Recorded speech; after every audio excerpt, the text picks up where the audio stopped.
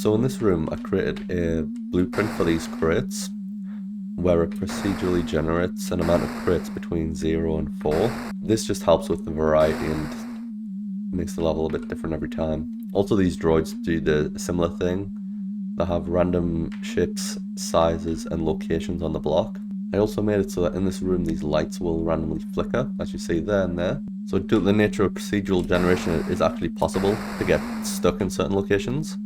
That's why I implemented a self-destruct button that you can activate by pressing tab. So you can either go through these lasers. These lasers will kill you if they come into contact with you, like so. You can go through them one at a time, or you can go all the way through them all. There's also a deactivate button here.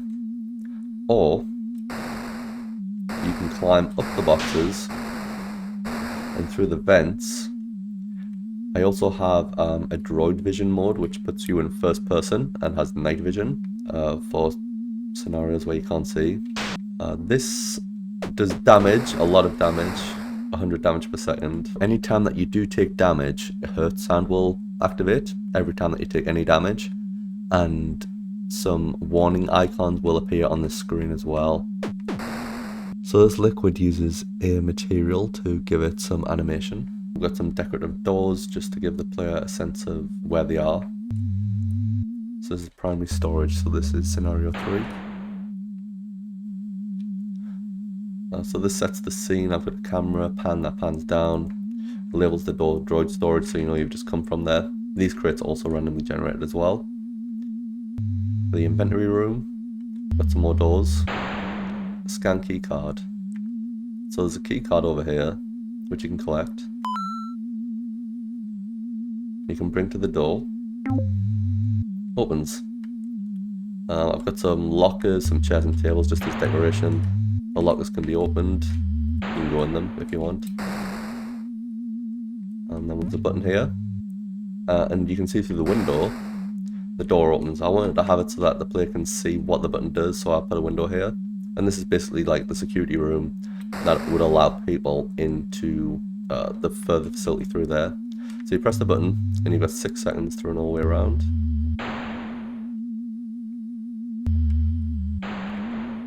And this takes you to Fusion Reactor Alpha. So this is scenario 4, meeting the mentor.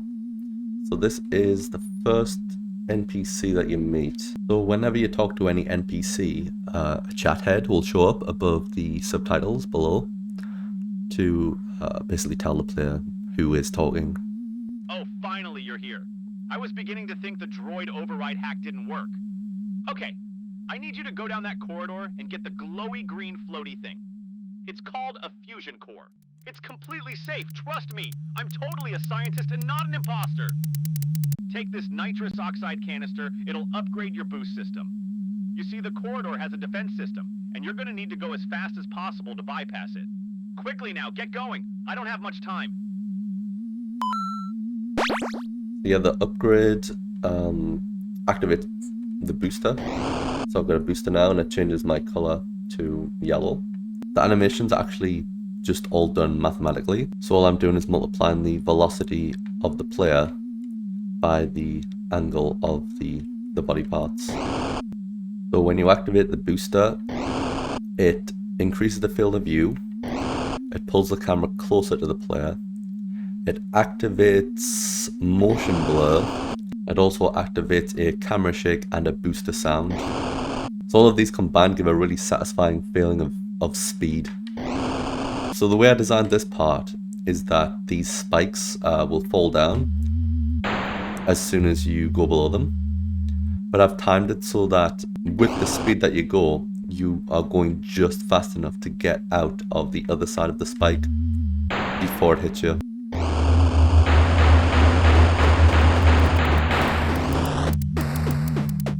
So you can hear the ticking noise, that's like a Geiger counter, but I just used a tick sound effect and then I had it randomly play every 0.1 to 0.3 seconds. Oh wow, you actually did it. Well, you better get going then. Also, just FYI, this never happened. The voice acting was done with AI. So this is scenario 5, crossing the first threshold.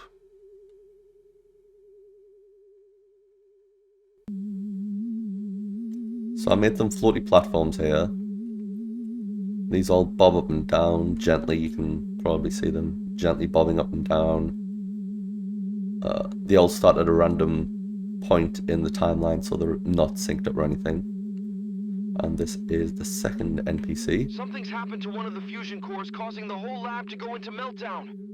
The crisis containment room is on the other side of this chamber, but too many of the walkways have collapsed. I'll never make it, but maybe you can.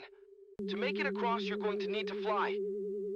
If you're able to collect all of those ejected fusion cells, you should be able to upgrade your booster with gliding capabilities.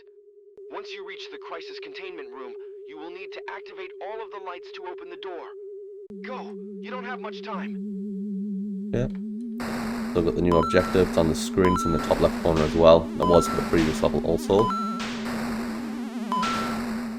But these platforms, they stay for 2 seconds once you landed on them. And then they start to wobble and make a wobbly sound effect to notify the player that it's about to fall. And then it comes up after a couple of seconds as well.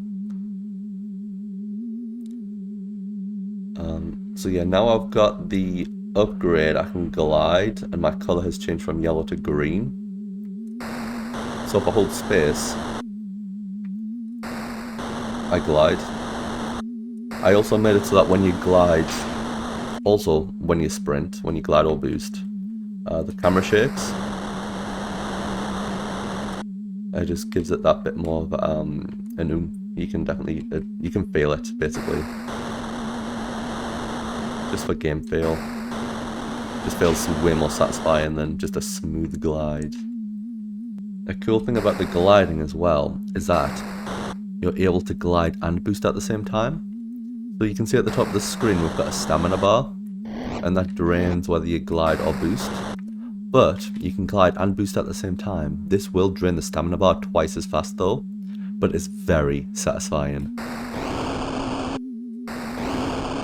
It's so fun. Oh no! Also, you can probably hear when I move, the sound increases in pitch. So, all of the sound, the movement sounds, including the boost and stuff, is based, its pitch is based on velocity. So I have a pitch up when you go faster. So you can hear if I do this. The pitch scales, it's not just a constant sound. I've also made it so that if your boost runs out, you're not able to boost again until your stamina is back up to at least 25%. You'll see at the top the yellow bar. When that hits 25% or below, it turns orange, like that. And what this means is basically it prevents the booster basically going like over and over again when it hits 0. But with gliding you are able to reactivate when you're in the orange threshold.